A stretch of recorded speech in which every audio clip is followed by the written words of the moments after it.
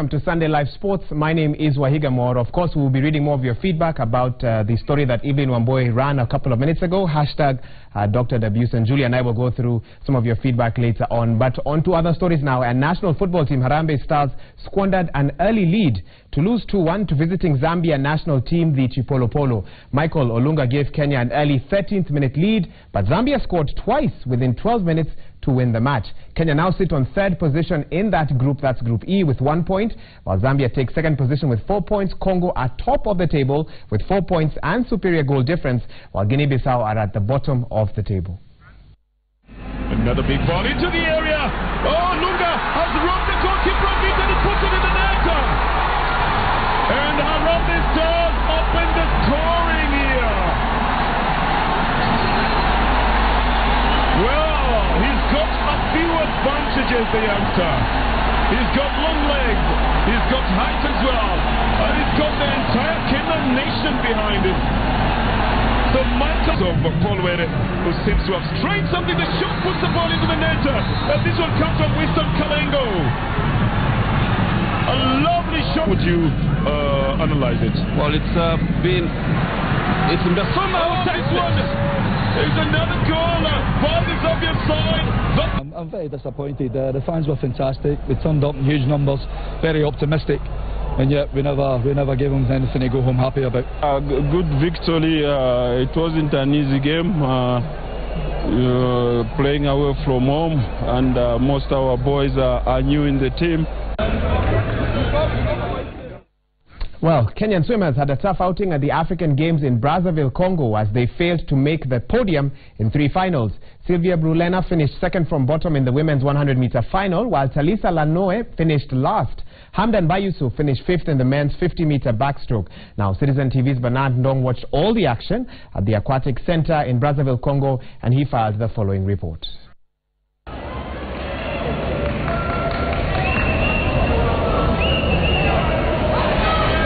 Kenya had 9 swimmers participating in the heats on Sunday morning, with each swimmer targeting a place into the finals at the complex Nautique 50-meter pool. 21-year-old Sylvia Brunlena finished 8th in the women's 100 meters freestyle. But it was enough to send her through to the final, where she finished 7th. Tori Pragasa and Edward Ilako found the going tough in the men's 100 meters breaststroke, with youngster Emmanuel Ndonga failing to make the cut in the men's 200 meters freestyle. Talisa Lano made it to the final and managed to finish 8th in the women's 50 meters backstroke. Hamdan Bayusuf participated in the last edition of the African Games in Maputo, Mozambique. During those championships, he did not even manage to reach it to the final, but in Brazzaville, Congo, he went one step further.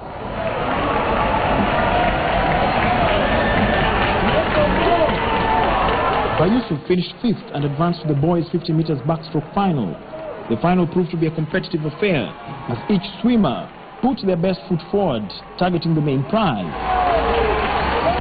Bayusuf found the going tough and had to settle for 5th. I prepared well. I went to the UK to train for a bit, and also back home. I've been working on my sprint, to build on short distance sprints. Before I used to train long distance, but now I'm focusing more on short distance and to build more on strength. Yeah. The swimming competition continues on Monday. Reporting for Citizen Sports, I'm Bernard Ndong in Brazzaville, Congo. And from Congo, we head back to Kenya, where Mwamba RFC finished off the National 7 Series in style, clinching their home tournament, the Kabeberi Sevens, in a tight final. Mwamba edged out Impala RFC 26-22 in a final that swung from one side to the other. But the biggest celebration was in the Nakuru RFC camp, who clinched the overall title after making the semi-finals of the Kabeberi tournament. Nakuru won 2 tournaments and needed to make it to the semi-finals to be crowned series champions. They did it in style, beating KCB in the quarter-finals. Now, with the Kabeberi win, Mwamba finished 2nd overall in the standings behind Nakuru. Focus will now shift to the Impala Floodlit tournament after the conclusion of the 7th rugby season.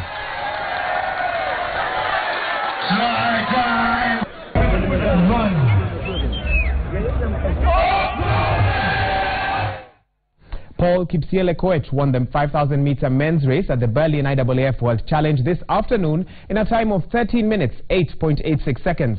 USA's Hassan Mead finished second, while Kenyan-born US sprinter Bernard Lagat was third. In the women's 2,000-meter steeplechase, Virginia Nyambura finished first in 6 minutes, 2.16 seconds, followed by Beatrice Kipkoech and Gesa Krause. The remaining two legs will take place in the Czech Republic and Italy, respectively. As to where Mead is into the final 100 metres against a quick check. Mead just beginning to make his move now. Can he make inroads into the lead?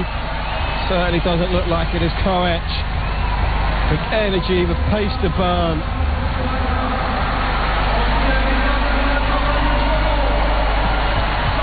Oh, that is a very decent... Well, a new sport has come to Kenya, and it is not the usual that Kenyans are used to. The World's Strongest Man Challenge was held for the first time on Kenyan soil at the Langata High School. This sport involves various challenges that test the physical strength of the participants. This includes pulling massive weights as well as lifting heavy loads to a certain target. Stephen Wamalwa was crowned champion, taking home 20,000 Kenya shillings and supplements worth 5,000 shillings. Second place went to Emmanuel Oduo, who was rewarded with 10,000 shillings, with Albert Chayuga taking the third place, which had a 5,000 shilling reward. This is one of those stories where you have to see it to believe it.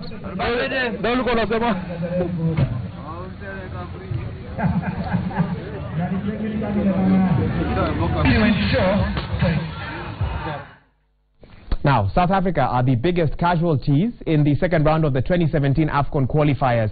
The Bafana were hammered 3-1 by Mauritania as Sierra Leone held Ivory Coast to a barren draw in a match played in a neutral venue.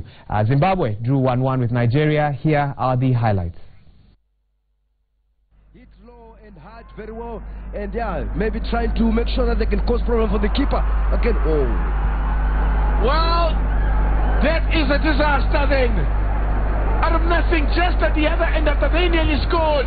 Now the Warriors are difficult for Zimbabwe to get that equalizer. There could be a chance here. The flag has stayed down, and they've got it.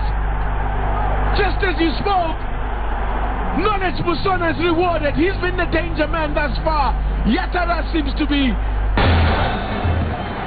There's the man to have to strike it. Well, should be.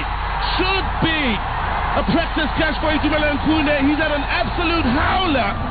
And Mauritania are off to a flyer. And look the route out wide. Oh, beautifully floated in. Keeper. Well, he came off his line. In the second Zulu, the debutante was sent off for professional foul. No problems. Lovely work. Beautifully done. Lovely individual goal for Mauritania. And a red-hot Lewis Hamilton won the Italian Grand Prix to take a 53-point lead in the Formula One Championship earlier today, after Mercedes teammate and closest rival Nico Rosberg retired with his car in flames. Ferrari's Vettel took second place, 25 seconds behind the reigning world champion, to give local fans something to cheer as they flooded the track in a wave of red for the podium ceremony. Brazilian Felipe Massa took third for Williams, crossing the line 0.3 of a second ahead of his Finnish teammate Valtteri Bottas. The win was the 40th of Hamilton's career, one less than the career tally of his boyhood hero Ayrton Senna, and 7th of the season, as well as his third in Monza. And emergency services and police were out in force at the scene of a crash in northwestern Spain on Saturday evening after a rally car veered into the crowd during a race. At least 6 people, 2 men and 4 women were killed after being struck by the car. Among the victims were 2 pregnant women and a young girl. Local police said another 16 people were being treated in various hospitals, with 6 of those believed to be in a serious condition.